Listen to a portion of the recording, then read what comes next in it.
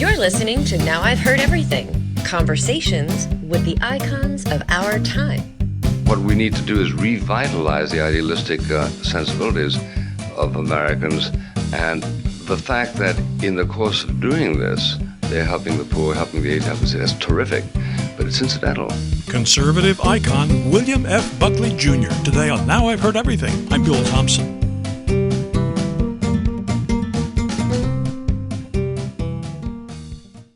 A number of countries around the world require national service of their young men, and in Israel's case, their young women as well. Should the U.S. do the same? Well, mandatory national service, no. But more than 30 years ago, a well-known conservative icon suggested national service as a means for young people to express their gratitude for the civil liberties we all enjoy. In a book-length essay called Gratitude, William F. Buckley Jr. argued for voluntary national service. Now, Buckley founded National Review in 1955, an act that many people think launched the modern conservative movement, and for 33 years, TV audiences watched him on firing line. But now, by today's measure, Buckley's views are not necessarily so rigidly conservative. Now, I spoke with him in the fall of 1990, when his book Gratitude was published. In a moment, our conversation. We're about to take a step back and listen to an iconic voice from our recent past. It's one of over 10,000 interviews noted radio personality Bill Thompson did over a 30-year span. We think you'll enjoy it.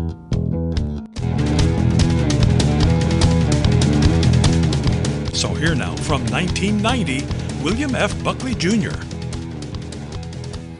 The governing thesis is that the American youth especially, and to a certain extent older people, go through life, or can go through life, without any sense of obligation for what it is that we inherit. The fact that we wake up owning the Bill of Rights doesn't, I think, give us a right to non-maternal gratitude for having the Bill of Rights. And that's true of the whole poetry of Western culture. It's true of Shakespeare, of Beethoven, of Dante. The fact that they're all there, that we have access to them, doesn't really mean that we ought to think of them as absolutely free. It's something that requires us a gesture of gratitude. And since there are about 2.5 million slots in America for people who are untrained, who could help with the problems of the aged, of the very young, of the illiterates, of conservation, of libraries that are decomposing, wouldn't it be a good idea to give American youth an opportunity to register their gratitude to their own country and widen their perspectives, while simultaneously performing certain jobs that need to be done? But is that gesture of gratitude somehow devalued when you have to nudge someone to say, like the little boy whose mother says, "Tommy, be sure and say thank you to Grandma"? I think it is, and probably would be, especially at the beginning. We are, as young children, taught to say thank you to Grandma, and after a while we say it spontaneously. It's very hard to affect the ethos to the extent of having people actually cultivate new habits, but I've seen it done in my lifetime. For instance, on conservation, 35 years ago, on my sailboat, if there was garbage, people would simply toss it overboard. But I don't know anybody who would do that now, not even at age 12, 13, 14. There's something got through to them. This is an abuse, an affront on nature. I should think that 8 or 10 years down the line, people at age 17 or 18 would think it absolutely normal that they should spend 40 hours a week for 1 year doing something for their country and simultaneously mitigating some of the problems that we continue to have, which can be solved by unschooled laborers. Now, if I remember your figures correctly, I think you had cited figures that showed that 87 million Americans are already devoting some portion of their time to something other than their job and their family. Yeah, I think that's very important. Very specifically, 18 million Americans devote 5 hours or more to civic or philanthropic work, and another 65 or 70, adding up to 80 plus, somewhere between 2 and 5 hours, so that the impulse is there to donate time to the Red Cross, to do any of a number of things, but I think it needs an institutional vehicle. And that institutional vehicle actually challenges us as citizens of whatever state to distinguish, in effect, between first and second-class citizens. First-class citizens are people who register their sense of obligation to their community, and second-class citizens are people who don't do that. Now, people say, you mustn't have first and second-class citizens, but we do anyway. The GI Bill of Rights was available to people who had served, not to people who hadn't served. A Boy Scout who does well becomes an Eagle Scout, who doesn't do well stays on as a tenderfoot. So I don't think we have to be afraid of facing the consequences of distributive justice. As long as anyone who is second class can become first class? Exactly. It must not only can, but is constantly being urged to do so. There should be absolutely no sense of a class system here. Quite the contrary from its causing that. It seems to me that the shared common experience would argue for a bond in virtue of having experienced something similar, irrespective of whether you came from Park Avenue or from Watts. Why not make it compulsory then? Well, I think that the difficulty in making it compulsory is that it kind of abuses the very idea. In order to affect the psychological temperament of the young person, you have got to shape it so that it reaches out for you rather than you reaching out for him with manacles. That distinction, I think, should be preserved, even though almost certainly it will mean that X percentage of the population will forever cut itself out from this rather important service. So that I agree with the Democrats and their bill and the Republicans and theirs that it ought to be voluntary. But I think that pressures are needed to launch it and are legitimately raised. Now, you might say, well, what right has a state to, say, go the whole hog and deny a driver's license to somebody who has no national service? To which I think the answer is, well, what right does the state have to tell you have to go to school? Now, if you say, not only do you have to go to school till you're 16, which most states say, but you have to qualify for citizenship, and our understanding of citizenship now extends beyond learning mathematics and geography, which a lot of them don't learn anyway, by the way. We need a show that you understand the obligations of a free man, which is to volunteer at some point in your life, substantial service to the community. So I think if they have the authority to do the one, they have the authority to do the other, but I don't think they should assert that authority as an obligation. They should rather attempt to induce through the orchestration of appropriate sanctions. I was fascinated by one thing in your book, and many of the arguments that I've heard in favor of some form of national service have all been approached from the point of view of, well, this is what our young people owe the country. This is what this is the benefit the country will accrue from the talents of all these young people, and once they're done, then they can go about their business. And when you approached it from the other angle, it's fine that the country will benefit, but the real beneficiaries will be the people who are doing the work. That's right. The alms givers rather than the alms takers. I think that's a terribly important distinction. I'm awfully glad that you captured it, because people say, well, what we need to do is reduce poverty. Well, I think we need to reduce poverty too, but that's not what I'm talking about. I'm talking about what we need to do is revitalize the idealistic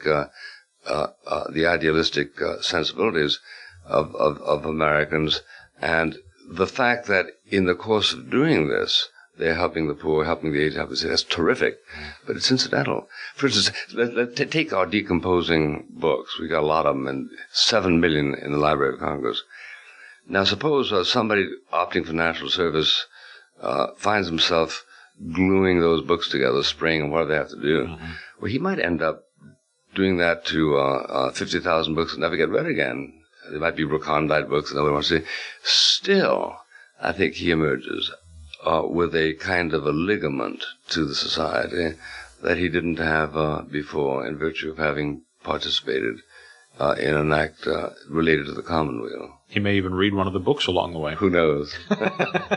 You do use the one fictional example of the young man who goes to work in the nursing home where his great aunt, which and I must say that you succeeded, I think, in downplaying. You didn't want to make it too elaborate an example, I think you said. And, that's right. Or make him too odd. Just an average guy. That's right. Yeah, it wouldn't have worked if he were the straight A student who was in the National Honor Society and then put off his year at Harvard so that he could go and work at. Yeah, that's right. I try to take a typical guy, let's say 3 or 4 years on down the line, where all of a sudden you begin to feel peer pressure. You mean to say you're not going to do your national service? Well, yeah, he does. And so then he goes to an old people's home, and there he runs into another kid who's engaged in it. And he starts to talk to him, and I said, well, what's it like? He said, well, if you mind seeing people die, you shouldn't do this. And so he has an affection for his great aunt and has to move her to that particular home, and all of a sudden he finds himself enlisting to do a year's work. So he subsequently is asked to talk about it to other people who want to hear about it, and he uses simple language, simple thoughts. He's diffident. He has now become a hospital administrator because he's taken advantage of his training. And he says, well, he said, you learn a certain amount about life, about what happens to people when they get old, and it occurs to me somewhere along the line that I'm going to get old one of these days. And just as I know that I helped some people when they got old, I like to think somebody's going to help me when I get old. And I think it's a simple story, utterly plausible, and to the extent that it's unadorned, as it is, it becomes, I think, more easily communicable. Another objection that you addressed in the book, again, if I'm not taking you out of context, was the fear that some people have that it will inevitably become a two-tiered system, that the more well-to-do, the elite 18 and 19-year-olds will follow one track, and that those from a ghetto, those from the inner city, the poor, the disadvantaged will follow another track and fall into two very different kinds of national service. How would you prevent that from happening? Well, no, I didn't. I don't think that's a danger at all.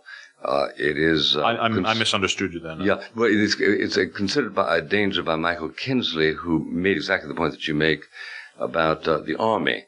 He said, as things now stand, the people who tend to go to the Army are the underprivileged. But if you had national service and the Army was part of it, people would say, take me, not him.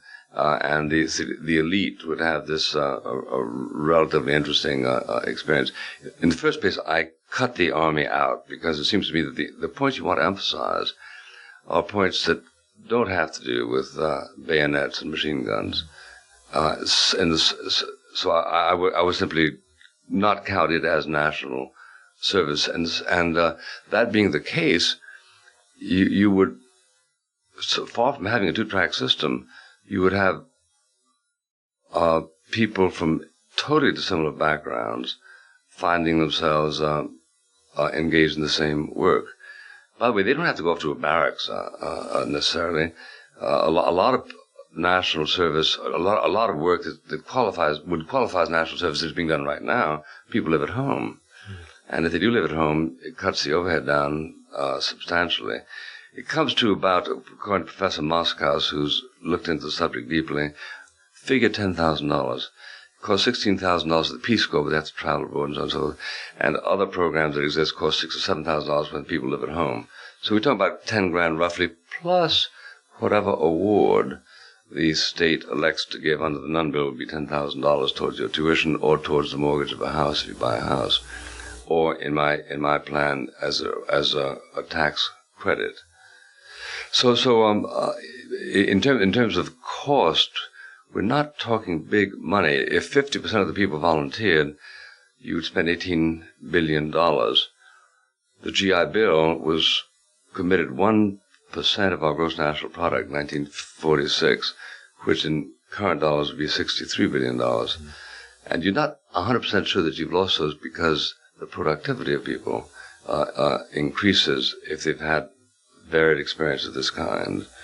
And I think it'd be very hard to say that we have net loss on account of the GI Bill. But to quote the Raven, how are we going to pay for all this? Well, as I say, $18 billion is... would it be a tax increase?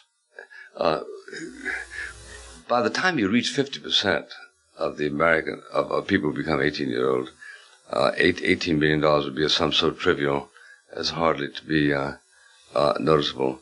As I say, it would be, by contrast, 1946, a very, very small fraction of what we spent then, when we were a lot poorer and a lot less productive. So I don't think that $18 billion is something that there would be much trouble with. The states would bear the burden. And remember, those states are now being relieved of the need to spend certain money that they would be disposed to spend. If you grant that it is a responsibility to look after indigent 90-year-olds, then somebody has to pay for it. You'd be paying an awful lot less to these volunteers. You'd be giving them, in effect, pocket money than you would paying the minimum wage. Are there certain jobs that 18, 19, 20-year-olds should not be doing as volunteers? In other words, jobs that you need some worldly experience to qualify you for? Sure. I obviously, they ought not to undertake anything for which they're not qualified. Psychological instruction, for instance, counseling, dissolving marriage. Could you see one in an AIDS hospice somewhere in downtown Washington? Oh, absolutely, absolutely. And young people at the most effusive period of their lives bring to old people and to sick people just a touch of rejuvenation that, in my judgment, touches a very special spark. So that I know from my limited contact with old people's homes that there's nothing in the world they love better than to see young, healthy 18, 19-year-olds instead of one more 98-year-old. So that is a union of the very old at the end of their life cycle and the very young at the beginning of theirs that I think could touch could reestablish a circuit, a lost circuit, that would mean a great deal to the old people and 50 years later to the people who are looking after them. William F. Buckley Jr. died in 2008. He was 82. Now you can get a copy of Gratitude by William F. Buckley Jr. by tapping the link in our show notes, by clicking the link in the description below if you're listening to this on YouTube, or by going to our website, heardeverything.com. We may earn an Amazon commission if you make a purchase. While you're at heardeverything.com, you can also hear my 1994 conversation with former First Lady Rosalind Carter. They feel guilty. All caregivers feel guilty. If they're with them all the time, they feel like they might not be doing the best thing to help them, or they get angry with the one they're caring for and frustrated and resented, and then they feel guilty about that. And my 2011 conversation with the creator of Breitbart News, Andrew Breitbart. Before the internet, I was a slacker in my early 20s, having graduated college. I resembled the movies. I resembled the articles about Generation X and what are we going to do? And then the internet happened. And of course, we post new episodes of Now I've Heard Everything every Monday, Wednesday, and Friday, and you can find us everywhere you listen to podcasts. And thank you so much for listening. Next time on Now I've Heard Everything, what is it like to be a child growing up in the White House? Not just in the White House, but with powerful, extraordinary grandparents. We'll revisit my 2008 conversation with Franklin and Eleanor Roosevelt's grandson, Curtis Roosevelt. Politically, I could hold a conversation with Harold Ickes, Felix Frankfurter, Harry Hopkins, you name anybody at supper. And that was my education. That's next time on Now I've Heard Everything. I'm Bill Thompson.